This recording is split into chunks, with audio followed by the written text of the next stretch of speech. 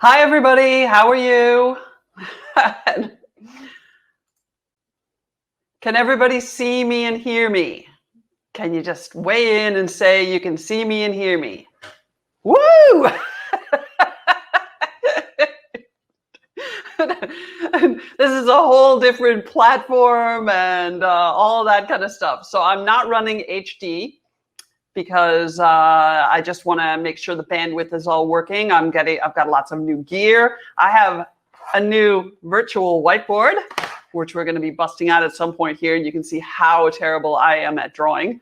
So let's start talking about these questions.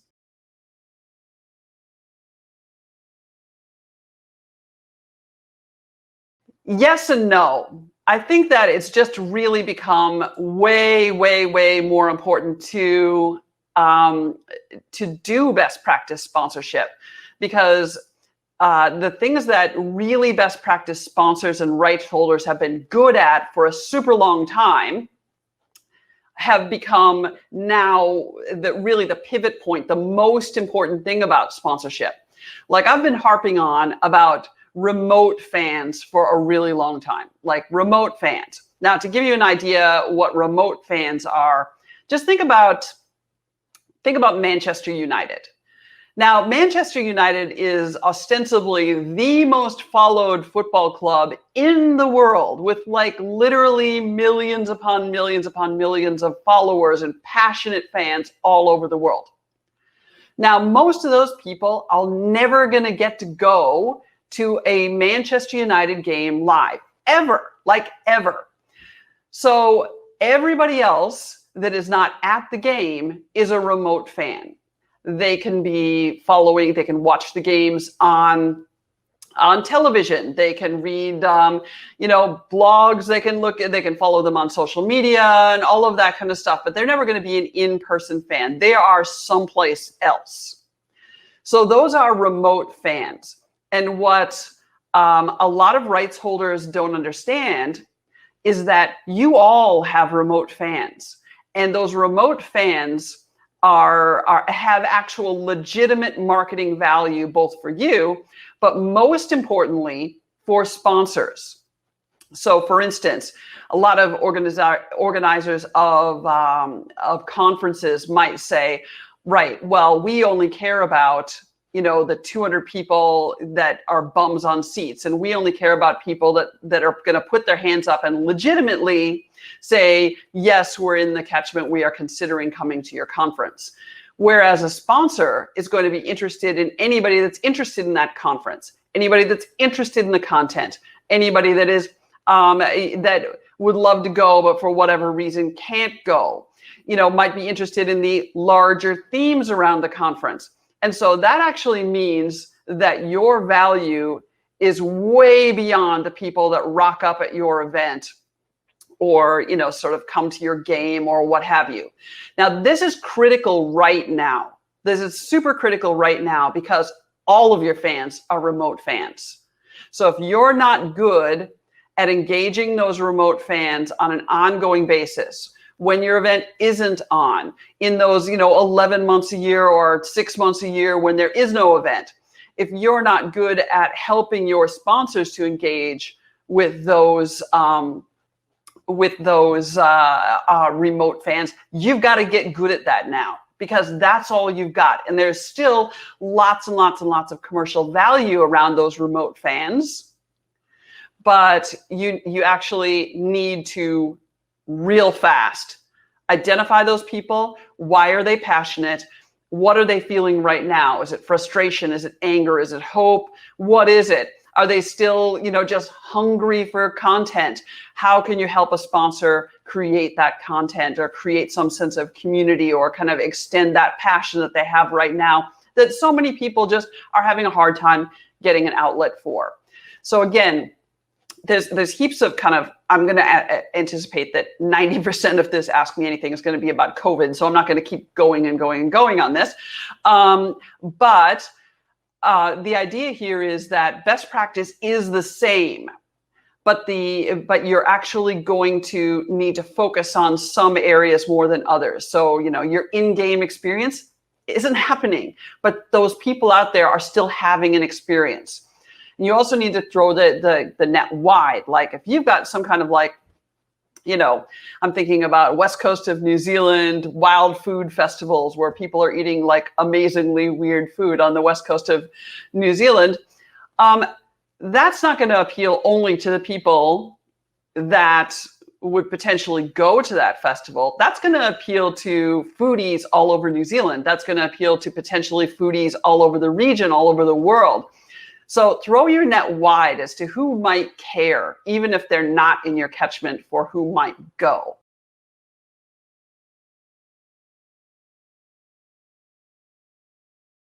So, I mean, that's the question in everybody's mind. I mean, sponsors are wondering the same thing, like, what the hell do we do now? There's not going to be an event, and we're not sure it's going to happen.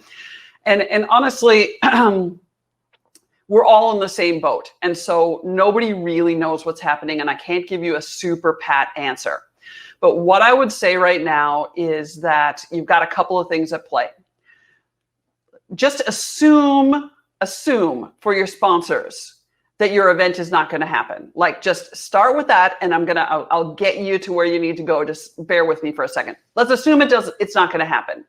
But you've got a contract with them for 1 year or 3 years or what have you. So assume it's not going to happen and try to extend the contract.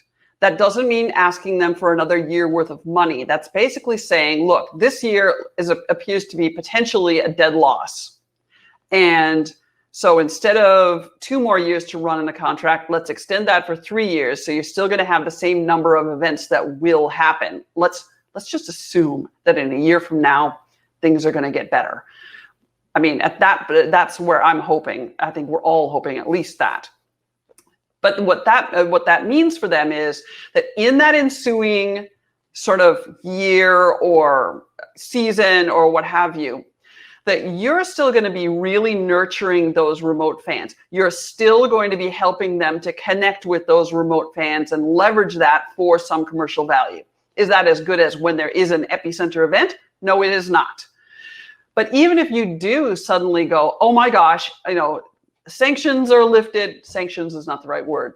Limitations are lifted, and we can run our event in 2 months' time, and we've got all the infrastructure, and we're just going to pull the pin. Now, the problem with that is that sponsors need time in order to plan and implement their leverage programs. They need time. 2 months may not be enough time. So it kind of depends. So even if your event does happen, they may not be getting maximal benefit because they literally can't mobilize what they need to sort of maximize their investment in that year. So it is still totally in your best interest to extend the contract by a year because they may or may not be able to extract a lot of value, even if you can run your event if you're kind of on a short lead time.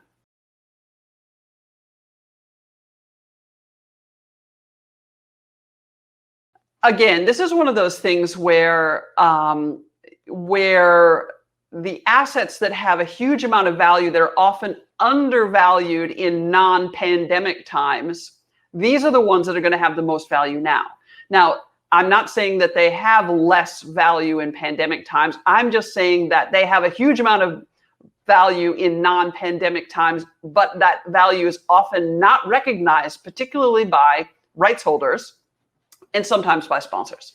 So essentially, it's going to be content. That is going to be your big thing that you can offer right now. It is the ability for sponsors to create exclusive content, for them to create platforms for sharing, to create to share your content. It's not about you promoting, like, buy this can of baked beans because it's the best can of baked beans on your channels. That has never had a lot of value. And sponsors, that has never had a lot of value. It's really about giving them the tools that they can nurture their relationship with the fans. So it's all about content, even if that content is like this, like this is my office. I'm at home. Usually there's a dog down there. So content right now looks a little less, flash for everyone than it often does, but that's okay. People are just hungry for that content. So at this point, it's like, it's not about where can we put your logo, because you don't have any place to put their logo. Well, bloody good. That should be de-emphasized anyway. It's the least value thing that you have to offer. It's not about that, because you don't have a place to put that stuff. And it's not about how many bums on seats, and it's not about how many candy bars you can sample at your event. It's not about all that stuff. It's literally about nurturing relationships. And they can go ahead and nurture those relationships, and they can make offers wrapped up in that. They can build databases, can do all those things, but content is going to be the thing that you need to get right. Now, the content is about, if you want to just sort of in the most basic terms, it's very much about deciding. You need to understand what are the best and worst things about the fan experience. And this is the same for rights holders, and it's the same for sponsors. What are the best and worst things about the fan experience? Fan experience right now is way different than it used to be, but the question is the same. Now, how can a sponsor amplify the best stuff about this fan experience? How can a sponsor, and this is probably where most of this is going to be, make the bad stuff a little bit better, make people feel a little more heard, amplify their frustration, their hope, their love, whatever it is. And so it's like the best and the worst. It's about increasing alignment.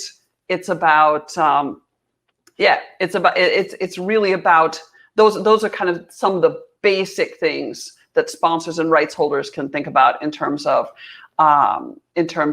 basing the very, very high value content right now.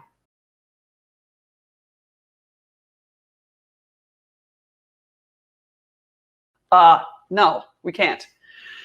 The situation we've got right now is that if you're looking for sponsorship, most sponsors are, look, they're strategic, they're professional and all this kind of stuff, but they're also kind of shitting themselves when it comes to sponsorship. Sorry, guys. Australian speaking here, a little colorful. Because they don't know what's happening either. And they see this big chunk of their budget where the actual literal platform has vanished. Now, your job has got to be to convince them that their platform hasn't vanished. It's not the same thing as it was, but they still have a platform. But they're also looking beyond the pandemic to what's going to happen with the economy. That's what they're looking at, is like, how bad is this going to be? How powerful are the mitigation strategies of various governments around the world going to be to stop this, what could be a horrendous economic time?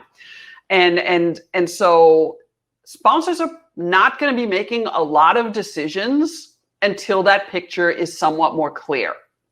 So, I mean, you can go ahead and put your proposals in, but I would imagine that most sponsors, certainly most sponsors that I work with, are kind of saying, look, we're regrouping right now.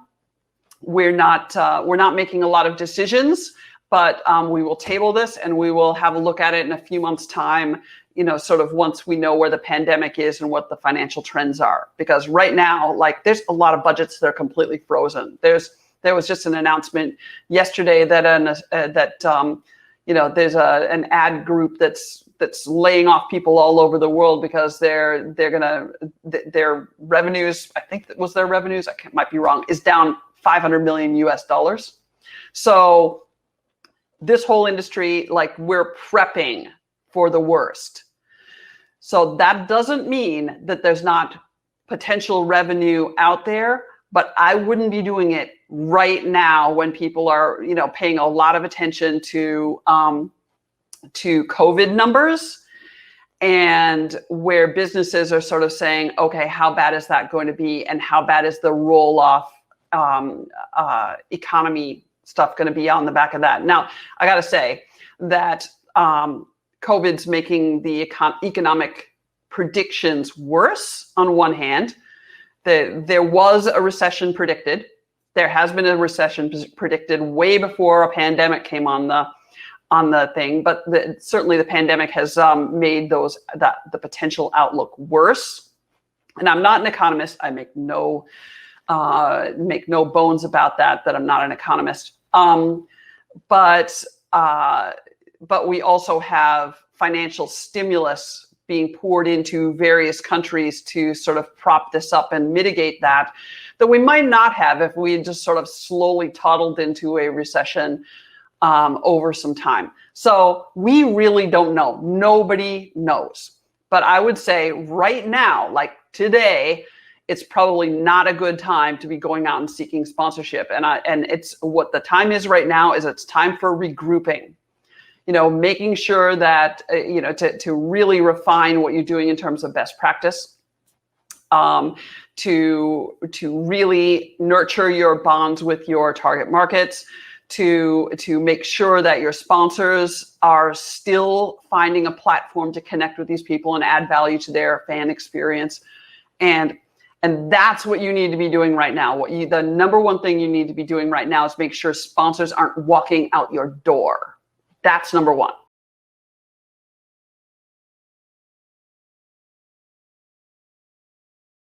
Sponsorship valuations, bloody don't pay for them. These people are dinosaurs. I would be really, really happy if, Nielsen and all those logo counting companies and the people that purport to value your sponsorships, got hit with the dinosaurs get hit with a metaphorical comet. That would be really, really good. That would be one of the best things that ever happened to our industry. So valuing your sponsorship is a different thing than pricing your sponsorship. Valuing your sponsorship can be done kind of on a macro level. So you can say, all right, I've got a festival, I've got a museum, I have a conference, whatever. And I can project that I will be selling X number of sponsorships in this band, the principal band, and this many sponsorships in the major sponsorship band, and this many sponsorships in the supporting sponsorship bands. But you can't actually say this band, they're all going to be worth X amount of money, because they're going to be different offers. Every single one of those offers, if you're doing it right, is going to be different packages, different price points, and they just fit into bands as opposed to levels. Okay, that's the first thing. Now I've got to remember what question I'm answering, because I know that this is okay. All right, so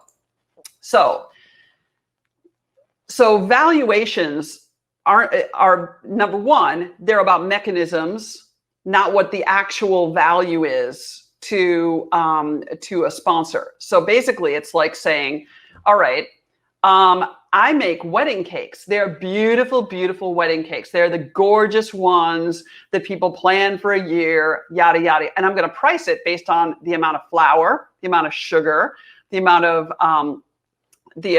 frosting, the amount of all those things, and the amount of time. And you're just going to add that together, and that is what it's worth. And that's what that valuation is about. It's about the mechanisms, the component parts, and adding them together and coming up with a figure.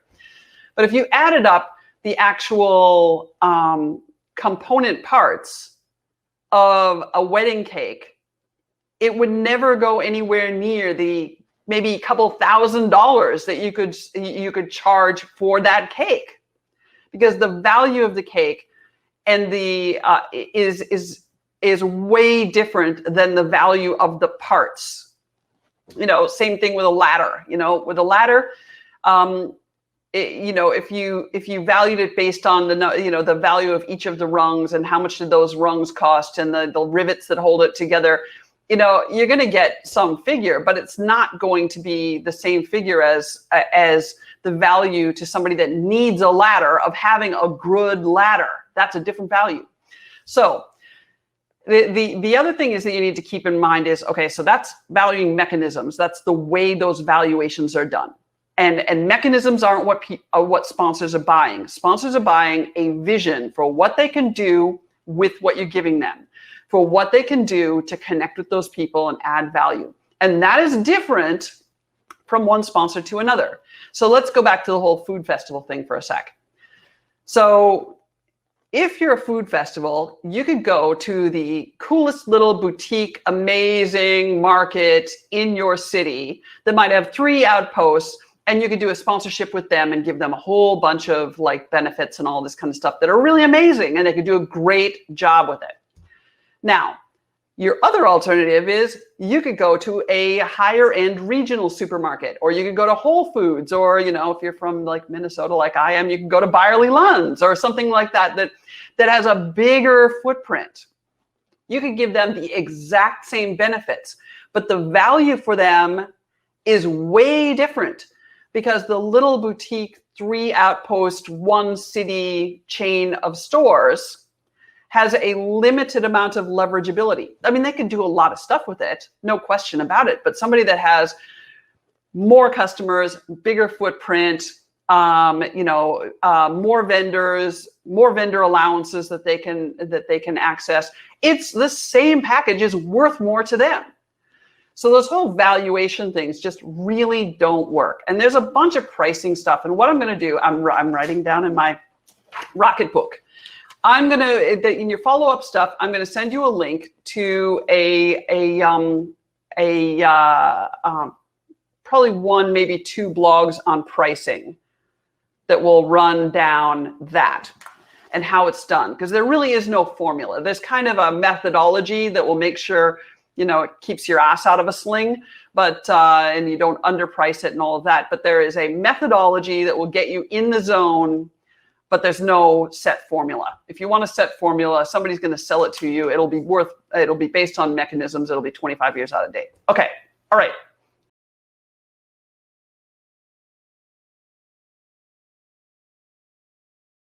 Okay. First, I'm not a lawyer. I am not. So I'm not going to purport to be giving you any legal advice or anything like that. But sponsorship contracts, if you've got a good contract, it already has a force majeure clause in it. And so those force majeure basically is like act of God kind of clause. And it says a number of different things, like I'm just gonna hang on. I wrote my most recent blog on my website is about whether sponsors should exit during this pandemic or not. And it talks a lot about force majeure. And I'm going to give you a link to that. So sorry, I'm just keeping track of what I've got to send you.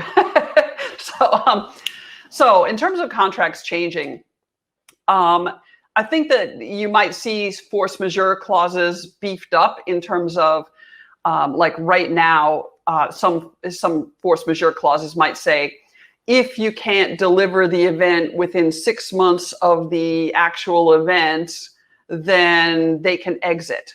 And sponsors might go, well, 6 months from the actual date of the event, it's the wrong time of year for us, or what have you. And so they might say, you know, they change that from 6 months to 1 month or something like that. So they actually might put more stringent exit clauses, so it's easier for them to get out in case of something like this coming along. That would be my main thing. I would say that I don't see contracts going from, you know, sort of multi-year, which is good, to 1 year, which is never good. As a response to this, because basically that's a sponsor saying, well, you know, we're risking 1 year worth of money and like maybe it won't happen and then we're going to have to fight for it, et cetera, et cetera. I don't see that happening particularly. But again, the force majeure clause may actually now incorporate something that says that includes something like, you know, that there may be an opportunity to exercise an extension of 1 year on the contract, and that might be formalized in there as an alternative to exit. They're always going to be able to exit under certain circumstances, but you might put that kind of fallback position in there. I hope that answers the question. Again, I'm not a lawyer. There's probably lawyers that are answering this question all over the place. So that would just be my kind of somewhat educated guess.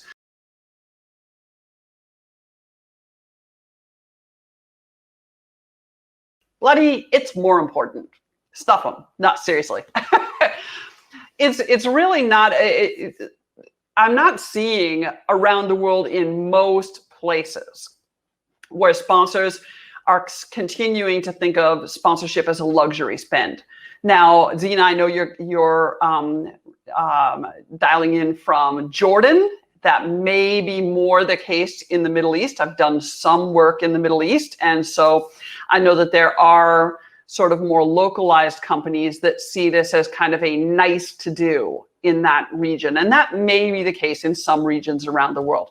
But really, it's for a rights holder, it's how you position the whole thing. It's not about saying, here are the benefits, you know, and often extremely boring benefits like logos on things, tickets to things, you know, some like guaranteed social media, buy that product stuff, some kind of hospitality, some kind of an official designation, maybe someplace to show their stuff, like a display area or something like that.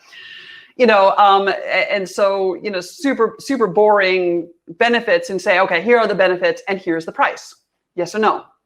You're basically making the sponsor do all the work when you do that. You're not creating any vision at all for the sponsor.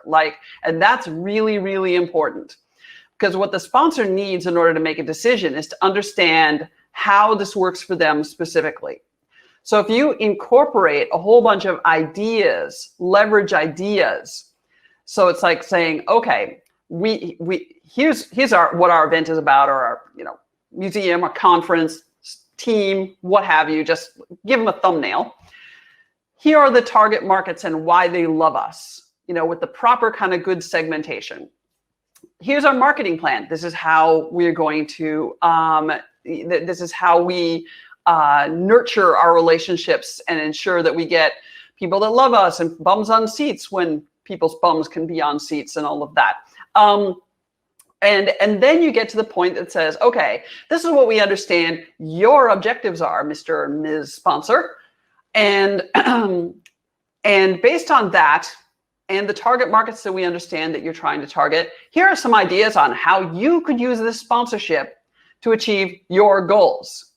So it's not your job to come up with leverage ideas, but if you do and you incorporate it into a proposal, suddenly that like makes it so much easier for them to say yes. They can sell it internally. It becomes super clear that this is a multi-objective, multi-market, absolute marketing multi-tool that is incredibly strategic and valuable and can offer value to everything else that they do. What you want to do is you want to actually be able to create a vision for all of the various things that sponsorship can add value to.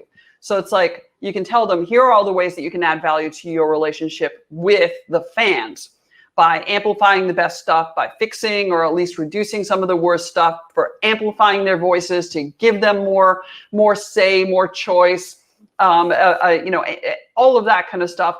And here are all the ways that sponsorship can actually be used as a catalyst to make the other stuff that you do work better. Because essentially sponsorship is giving a sponsor the privilege of connecting with people through something that they've already decided that they love. I mean, that passion, that love is something that is something that has can actually make everything else that they're doing more powerful. So rather than just talking about their brand, their product, their services, or whatever, they can actually wrap that in with something that they're sponsoring that is a demonstration of all of that, that is a demonstration of who they are as a company or a brand, or can just bring some extra interest or fun into their marketing messages.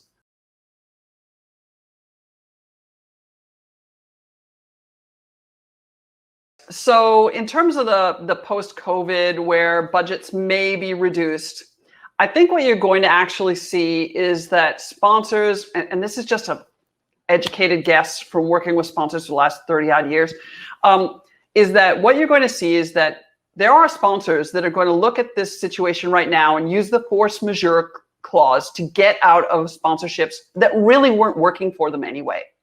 I don't think sponsors are going to be tanking sponsorships where they actually really want to connect with that market and that the partnership is strong. If the partnership is not great, if it was one of those managing director's choice things or some legacy sponsorship that hasn't worked in years, they may very well use this opportunity to tank all of those sponsorships out of their portfolio, and that's how they reduce the budget. So what I think is going to come out of this from the sponsor's point of view is that they're going to have leaner, more powerful, and more efficient portfolios. And from a sponsor's point of view, if I was just to say, okay, I don't give a stuff about any of you rights holders out there. From a sponsor's point of view, that's all a good thing. Having leaner, more efficient, more effective, more powerful portfolios. That's a good thing.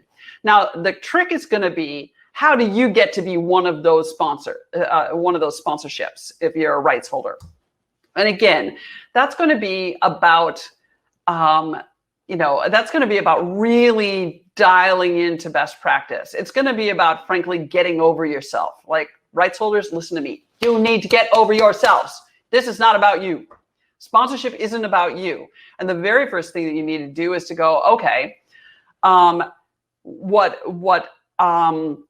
we're not going to go out and sell is, here are the benefits, and you get to align with us, the rights holder, because we're so damn special.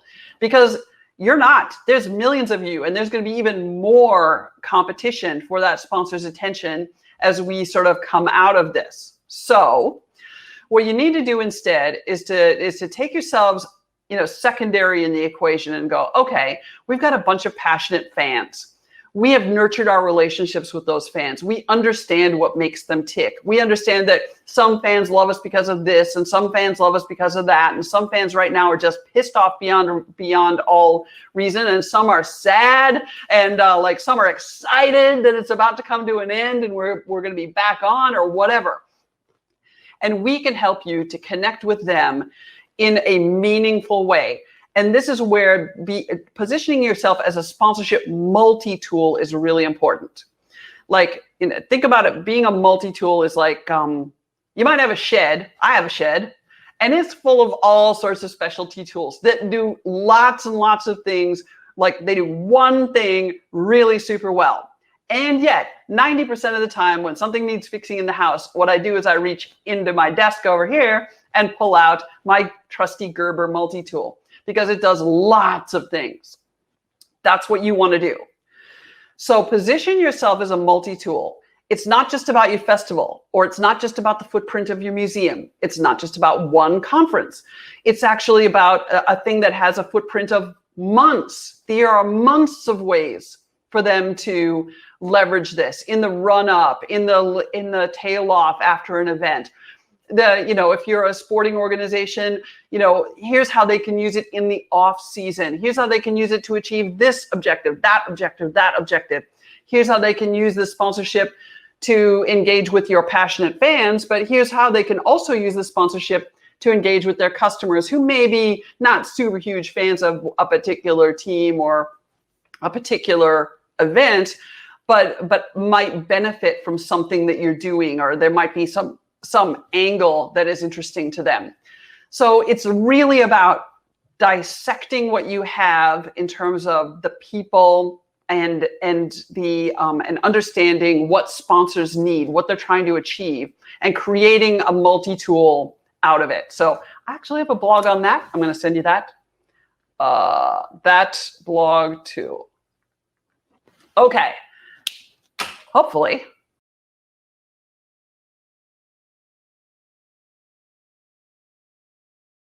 You don't. You don't value activations. I mean, it's worth what it's worth. Sponsorship is one of those things where it's always going to be worth more than the sum of its parts. So you don't break that out, and you actually just say, if you do all this stuff with it, like if you do this amazing, you have this amazing leverage plan with it or something similar to that, it's going to be worth X amount of money. And don't price a la carte. Don't say, okay, well, this is the sponsorship. And if you want to do like a leverage thing on site, it's this much more. And if you want a bunch of, ads in our EDMs, then it's this much more. Just create something that is bespoke for them and put a price tag on it. You don't value those things separately. If you're talking about not valuation, but measurement, measurement's not your job for rights holders and sponsors. Hear this. Measurement is not the rights holder's job. That's your job. The rights holders are not in a position where they can measure your objectives, performance against your objectives, against your benchmarks. They can't do it. There may be a little bit of insight that they can provide. They can certainly tell you whether they delivered the benefits or not, but that's it. There's really nothing else that they can do in terms of measuring actual performance against objectives.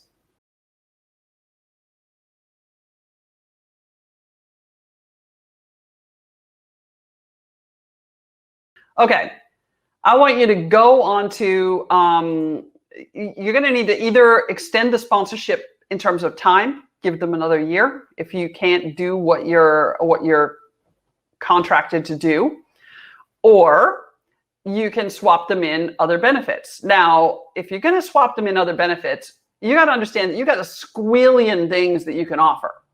So what I want you to do, and I'm going to send you a link, is if you go onto the Power Sponsorship website and go onto resources, and there's a thing that says white papers and templates, download the generic inventory. It's right at the bottom. It's a Word document, and it's like, I think it's about 8 pages long. It's from this book, which is the best-selling book in the world on sponsorship, and basically it's a Word document that is everything that you could possibly offer around a sponsorship. Now, you should all have inventories, and I've given you this huge running list. So what you do is you take inventory and you just customize it because it's very generic. So there's things that you might not be able to do or that are just inappropriate to a charity or whatever you represent. And knock those out. But you might read something and go, oh, we can't do that, but we could do these other 3 things. So just really customize it. Now, what that allows you to do, if you can't, for budgetary reasons, do particular things that you're contracted to do, is that you can pick other things that you can swap in that are A, cheaper to deliver, and B, are leverageable for the sponsor, that are like probably way more leverageable than a front page ad or whatever billboard that you were meant to do. So what you do is propose that you're going to swap in these benefits as make goods, and here are some ideas for how you can leverage that these new benefits. So that should get you across the hump. So don't just say, yeah, sorry, my bad. Not going to work. You're going to have to do something. Either extend it and say, look, I get that you're not going to get full benefit this year, so we're going to make good by giving you another year of sponsorship, or use better, in this case, swap in different benefits from your inventory. Okay, done answering.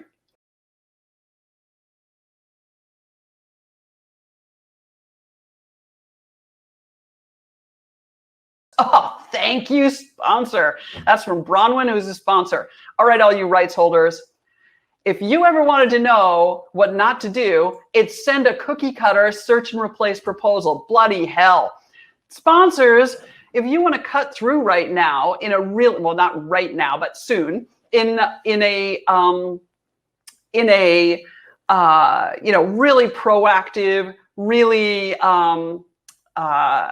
sort of really strategic way, you need to actually create super customized proposals. So as a sponsor, the first thing that I would suggest that you do is ensure that you have really good sponsorship guidelines. So again, same place as the generic inventory. And again, I'm writing this down, guidelines. The generic inventory, download a sponsorship guidelines template. And what this basically says is, here's what our brand is about, and here's our target markets, and this is what we need in a proposal, and this is what we value and what we don't value, and here are all the things that, like one of the most powerful parts of it is that you put a laundry list of like 15 different things that really would have value to you. The ability to create exclusive content or whatever, and basically say that their proposal needs to include at least 6 of them or 8 of them. So it still provides flexibility, but it makes sure that you are getting the benefits that you need. Say in there that you will prioritize sponsorships that actually have thought about what you need, your target markets, your objectives, and the benefits that you have value, and have come up with some ideas for you to leverage it. And so that's all really good stuff to put in the sponsorship guidelines. So first off, customize those guidelines. Literally, it will take you an hour, maybe less, from the template that I've got. And that template is from this book, which I am currently doing the second edition of. So make that template, make those guidelines really easy to find on your website. But if you get, a generic proposal, literally don't spend any time reading it. Literally to hit reply and go, we don't consider any sponsorship proposals that don't comply with our guidelines and aren't customized to our needs. Here's a link to the guidelines. Boom, done, gone. Literally don't waste your time. It's not worth it. So, that's something that if you have an offsider can do that. So anyway, I hope that answered that question.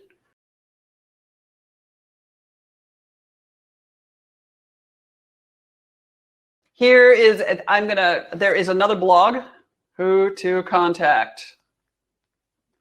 It is actually the most popular blog on my entire website by quite a ways. But here's just a thumbnail thing. Don't go to sponsorship managers. Sponsorship managers tend to be gatekeepers. And in order to say yes to a substantial sponsorship, they would need to get buy-in from other brand managers and things anyway. So if you're prepared to do this really well, if you are literally prepared to go and do the proper customized proposal and all of that kind of stuff, go to the brand manager, and you would find that person on LinkedIn. And if you have, and one of my little tricks and tips, your country would no doubt have at least one sort of marketing weekly or bi-weekly sort of publication, or like in Australia, we also have one that's like all virtual called Mumbrella. Subscribe to all the free bulletins for any of those you might have in your country. So in America, it would be like Ad News and, Ad Age and stuff like that. In Australia, it's Mumbrella, B&T, and Ad News, and Stop Press in New Zealand. I don't know. There's different ones all over the place. You don't even have to read it. Just put it into a particular file folder in your mail program, and then when you go, oh, who I need to contact? I need to contact somebody at Wells Fargo Bank. You just search that particular folder for Wells Fargo Bank, and any news that would have come through these papers would come up, and it will have always a quote from the brand manager, always. So you have their name and their title. So LinkedIn can work. It's a very valuable tool. But the other sort of your publications in your area, your region, are also super valuable. And plus, when they're giving you the quote, they're often also giving you insight that could help you to make a better proposal. All right. Thank you so much for everybody. I really have had a great time, and I hope you have a lovely day. Everybody stay safe and stay home and all that. All right. That's me. I'm over and out.